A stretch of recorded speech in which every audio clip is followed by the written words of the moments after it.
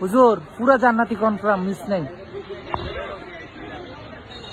আপনি যদি রোজা রমজান মাস এটি করেন কোন পুরা জান্নাত না? खत्म बाय बाय टाटा الله أكبر الله أكبر بسم الله الرحمن الرحيم الحمد لله رب العالمين الرحمن الرحيم مالك يوم الدين نعبد وإياك نستعين اهدنا الصراط المستقيم صراط الذين أنعمت عليهم غير المغضوب عليهم ولا الضالين कौन है ये लोग कहां से आते हैं ये? দুইবার ডাক দিছি, এখনো আমার খাওয়ানোর টিফিন আইছে না।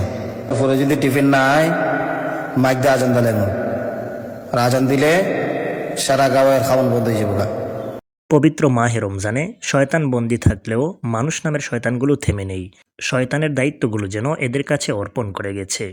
এই পবিত্র রমজানে আত্মশুদ্ধি অর্জন করার কথা থাকলেও তারা তাদের কর্মকাণ্ডে প্রতিনিয়ত আত্মবিকৃতির পরিচয় দিচ্ছে।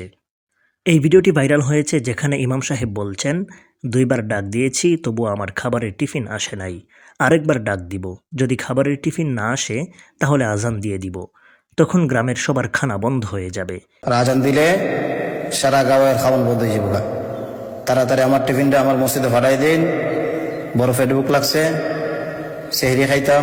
এই ভয়েসটি ভিডিওর সাথে এডিট করে সংযুক্ত করা হয়েছে, কারণ কোনো হুজুর নিজের টিফিনের কথা বলে এভাবে মুসল্লিদেরকে হুমকি দিতে পারে না।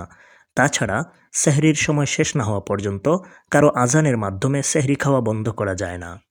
এই ভিডিওতে দেখতে পাচ্ছেন ওরা শুধুমাত্র ভাইরাল হওয়ার জন্য নামাজ নিয়ে তামাশামূলক ভিডিওটি তৈরি করেছে। الله أكبر الحمد لله رب العالمين الرحمن الرحيم مالك يوم الدين ولا الضالين الله أكبر الله لمن حمده الله أكبر الله أكبر الله أكبر الله أكبر এদের হাসাহাসি আর মোবাইল ফোনের ক্যামেরার দিকে তাকানোর ভঙ্গিমায় বলে দেয় এরা শুধুমাত্র ফান হিসেবে ভিডিওটি তৈরি করেছে। তারা কত বড় কুলাঙ্গার যারা নামাজকে তামাশা হিসেবে গ্রহণ করেছে। আর এই ভিডিওতে প্রকৃতপক্ষেই 5G গতিতে নামাজ পড়া হচ্ছে। ভিডিওটি মনে হচ্ছে ইন্দোনেশিয়ার হবে। তারা তো মুসলিমদের পার্সেন্টেজ হিসেবে আমাদের চেয়েও এগিয়ে এবং আয় উন্নতির দিক দিয়েও যথেষ্ট স্বাবলম্বী, কিন্তু তাদের নামাজের অবস্থা এমন কেন? ধর্মীয় দিক দিয়ে এত দেউলিয়া হয়ে গেল কিভাবে? আল্লাহ তাআলা হেফাজত করুন। আর এই ভিডিওটি আরও ভয়ঙ্কর। পবিত্র মাহে রমজানে গার্লফ্রেন্ড নিয়ে ঘুরতে চলে গেছে এই ভাইটি। এদের ধর্মীয় নীতিনৈতিকতা কোন পর্যায়ে গিয়ে ঠেকেছে চিন্তা করুন। দূরে কনফার্ম জান্নাত। আমি একটা ঠিক নেই কোন এনে কোন আমি একটা ঠিক নেই কোন আমি কোন আমার একটা ঠিক নেই কিন্তু আমি একটা কোন না।